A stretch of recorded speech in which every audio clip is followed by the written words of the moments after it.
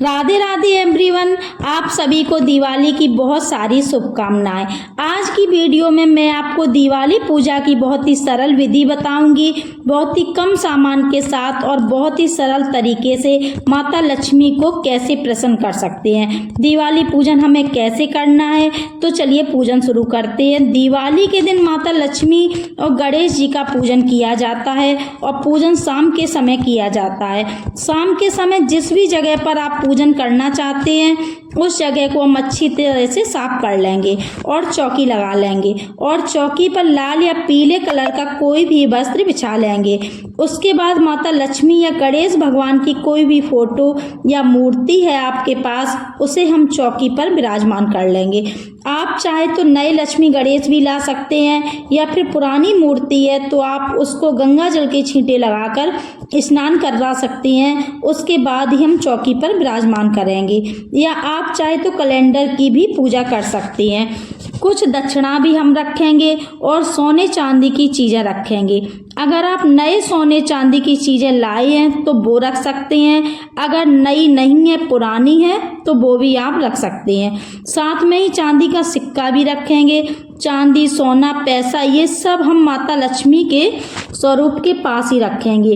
रोली, हल्दी, कुमकुम से हम तिलक करेंगे और कलश के कंठ पर हम कलावा बांध देंगे, क्योंकि कलश के कंठ को कभी भी खाली नहीं छोड़ा जाता है।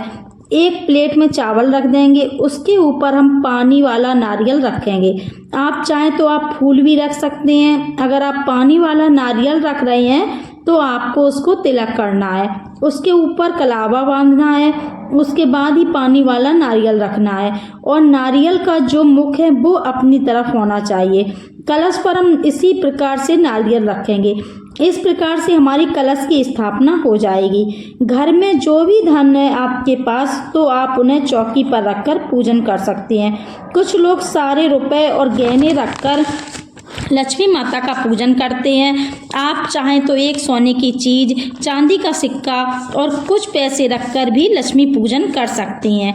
ये सभी धन माता लक्ष्मी का स्वरूप माना जाता है। और आप धनतेरस के दिन, दिवाली के दिन जो भी बर्तन खरीद कर लाए हैं वो भी बर्तन हमें चौकी पर स्थापित करने होते हैं और साथ में ही हमें उनका पूजन भी करना होता है। तो अब हमारी चौकी सज चुकी है, तो पूजन करने से पहले हम एक लोटा जल लेंगे। जल के छींटे लगाते हुए हम सभी को भाव रूप में स्नान कराएंगे। उसके बाद हम दिया जलाएंगे। तो आप देसी घी का दिया जला सकते हैं, सरसों के तेल का भी दिया जला सकते हैं। थोड़े से चावल रखकर हम एक बड़ा दिया जलाएंगे। जो बड़ा दिया जलाया जाता है वो सरसों के तेल का जलाया जाता है और पूरी रात ये दिया जलता रहता है। और आप सभी को हम यहाँ रोली और हल्दी से तिलक करेंगे और कलश पर हमें पूर्ण स्वास्तिक बनाना है। साथ में जो हमने सोने चांदी के बर्तन और गहने रखे हैं उनका भी हमें इसी प्रकार से पूजन करना होता है।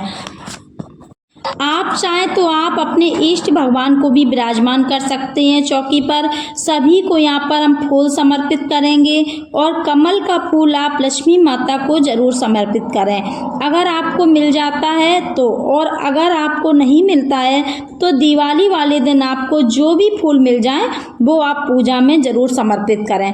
इसके बाद हम भोग समर्पित करेंगे, फल समर्पित करेंगे। भोग में आप खीर, बतासे, मिठाई, अगर आप चाहें तो अलग से कोई भी मिठाई घर पर बना सकते हैं या आप चाहें तो पान के पत्ते पर लौंग, इलायची, सुपारी रखकर माता लक्ष्मी को भोग समर्पित कर सकते हैं। आप भोग में फल भी चढ़ा सकते हैं। साथ में हमें दक्षिणा जरूर रखनी है।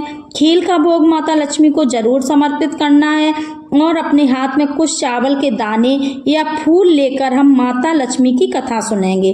कथा सुनने के बाद आज ने अपने हाथ में जो फूल या चावल ले रखे हैं वो माता लक्ष्मी को समर्पित कर देंगे और उसके बाद हम दिया जलाएंगे। कुछ दिए हम चौकी पर रख देंगे, कुछ किचन में रख देंगे। घर के सभी जगहों पर हम ये दिया रख देंगे। धूप दीप दिखाएंगे और आरती करेंगे। तो सबसे पहले हमें गणेश भगवान की आरती करनी है, माता लक्ष्मी की आरती करनी है। उसके बाद में हम सरस्वती माता की आरती करेंगे। आरती करने के बाद में हाथ जोड़ जोड़कर माता लक्ष्मी से प्रार्थना करेंगे और अपने घर में स्थायी निवास करने के लिए प्रार्थना करेंगे और साथ ही पूजा में रही कमियों के लिए क्षमा याचना भी करेंगे।